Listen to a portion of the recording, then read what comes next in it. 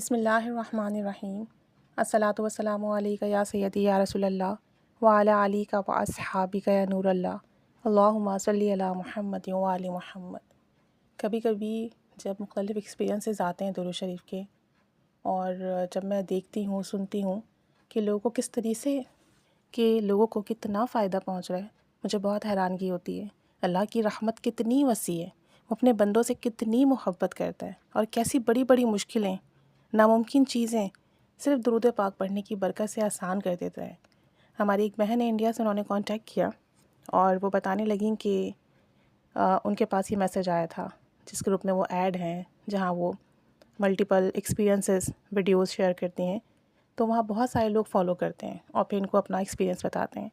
तो ये बताती हैं कि ये जो इनके पास मैसेज आया था, इनके हस्बैंड बाहर मुल्क जॉब करने गए हुए थे, और अरबिक कंट्री है, सैलरी इतनी है नहीं उनकी।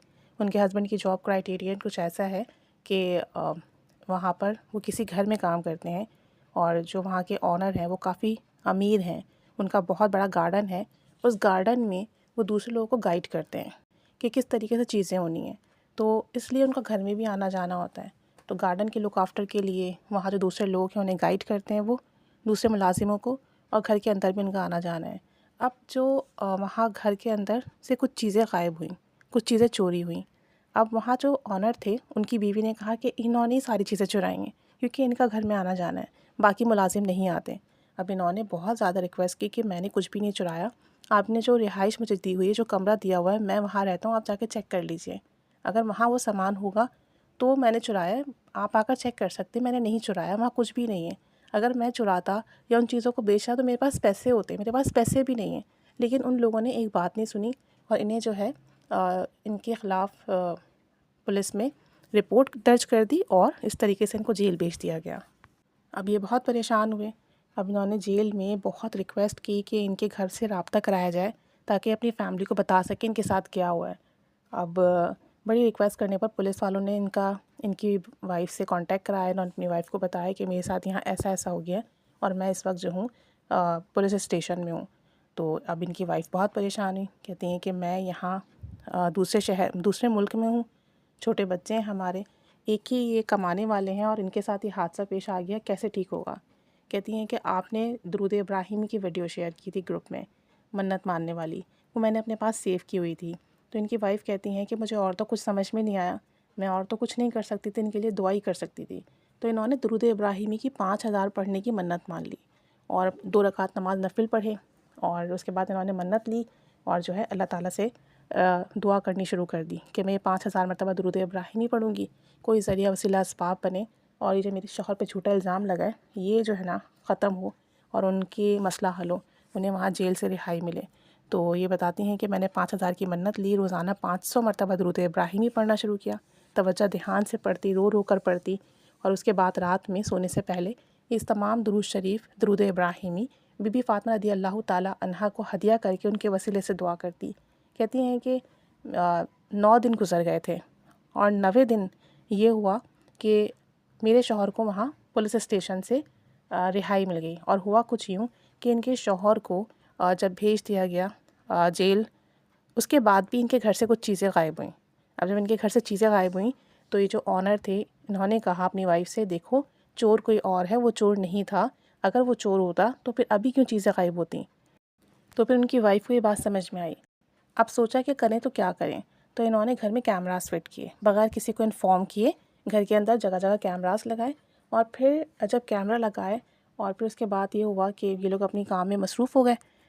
अब जब दोपहर में ना घर में वाइफ थी ना हस्बैंड थे, तो इनके एक और सर्वेंट थे जो कि फ़िलिपाइन थे, वो घर में उनका भी आना जाना था। वो घर में आए और उनका तरीक़ाकार ये था कि उन्होंने यहाँ वहाँ सब जगह देखा कि दूसरे लोग बिज़ी हैं काम में, तो जो कीमती चीज़ उनके हाथ लगी उन्होंने अपने शर्ट के अंदर वो चीज़ की और चले गए। अब ये चीज़ कैमरे में रिकॉर्ड हुई। जब इन लोगों ने देखा तो फिर पुलिस को इन्फॉर्म किया। ये जो फुटेज थी सीसीटीवी, ये पुलिस को दी और इस तरीके से जो है उनको रिहाई मिली।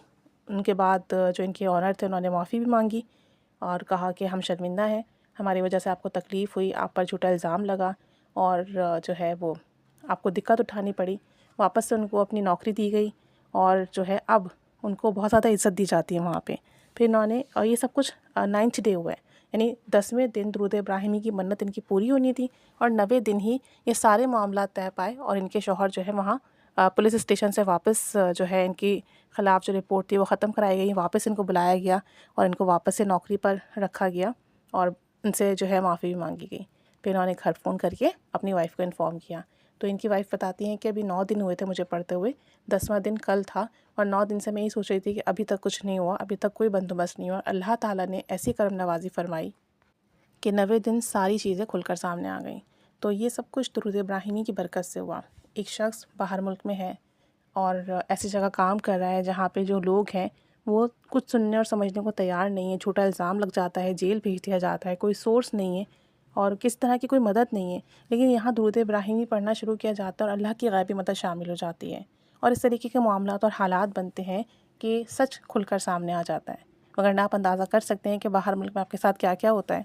अगर आप पढ़े लिखे नहीं हैं, आपकी नौकरी की नौयत छोटी मोटी है, मज़दूरी टाइप की है, तो फिर आपके साथ क्या हालात हो सकते हैं।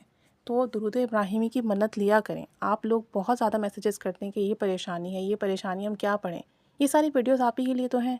अगर आपको मोटिवेशन मिल रही है और दुरूद पाक पढ़ने के लिए किसी की इजाज़त की भी ज़रूरत नहीं है, तो आप लोग मन्नत लें, पढ़ना शुरू करें। लाखों में भी नहीं पढ़ना, सिर्फ चंद हज़ार पढ़ना है, बस तवज्जो ध्यान से पढ़ना है, बावज़ू पढ़ना है, मोहब्बत से पढ़ना है। काम लाज़मी बनेगा। अल्लाह के हुक्म से, करम से, फ़ज़ल से।